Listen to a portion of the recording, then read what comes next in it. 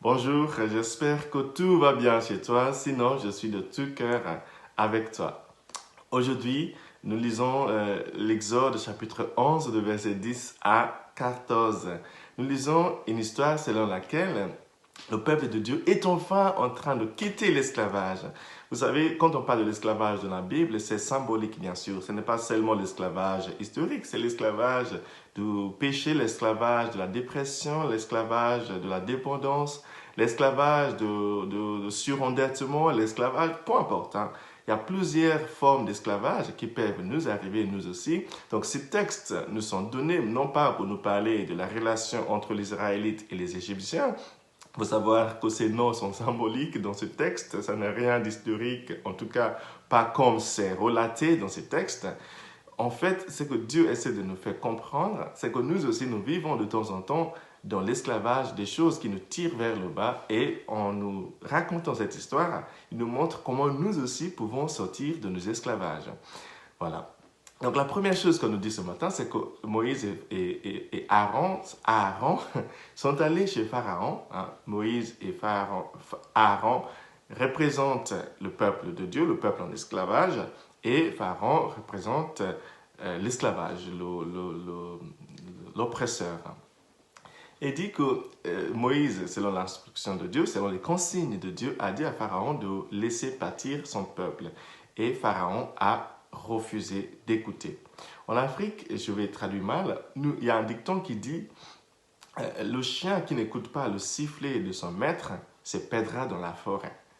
Lorsque Dieu essaie de nous sauver de notre esclavage, lorsque la vie, pour ceux qui ne croient pas en Dieu, lorsque la vie essaie de nous sauver de l'esclavage, il nous donne des signes. Il y a quelqu'un qui va te parler de cette addiction-là et ça va te faire mal, ça va t'énerver.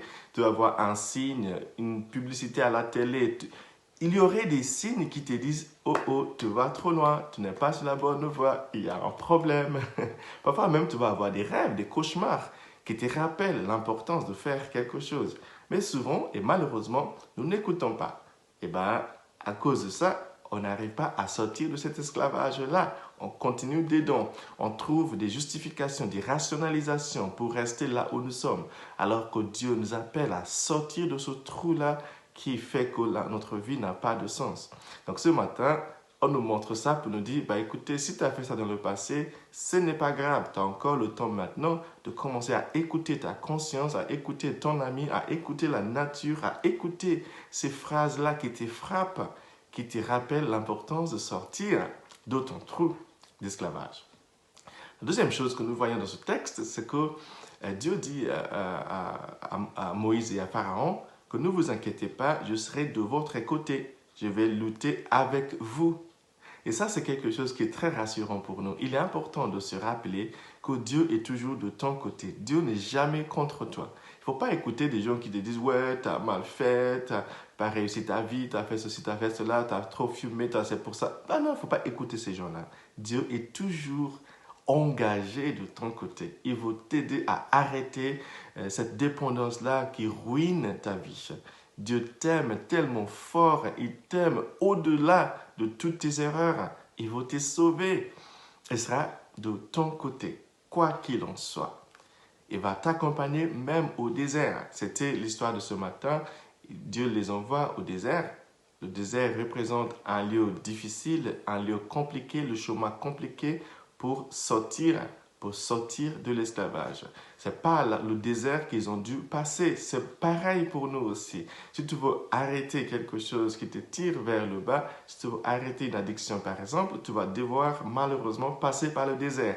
Ça va être difficile, mais la bonne nouvelle, c'est que tu ne seras pas seul. Dieu va s'engager de ton côté pour t'aider à traverser le désert. Et toi aussi, ne sois pas contre toi.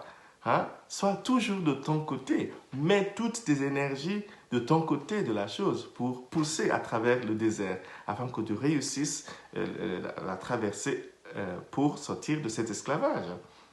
Et encore, dans ce texte, nous lisons vers la fin que Dieu a promis à Moïse et à Aaron qu'il allait frapper les fils aînés des Égyptiens. Encore une fois, il ne faut pas penser à ça comme des êtres humains.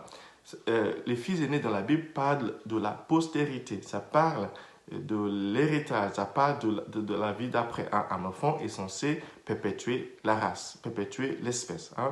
Donc, il faut savoir que les Égyptiens ont essayé de détruire les premiers enfants, les fils aînés des Israélites.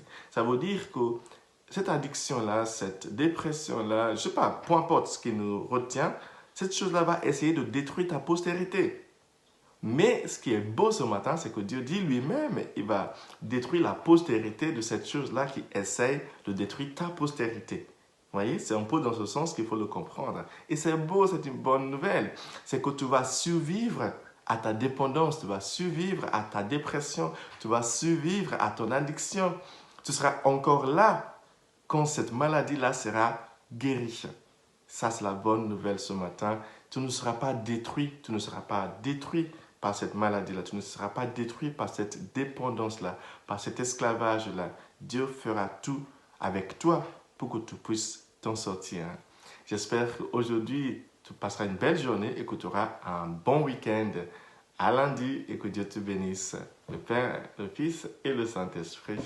Amen.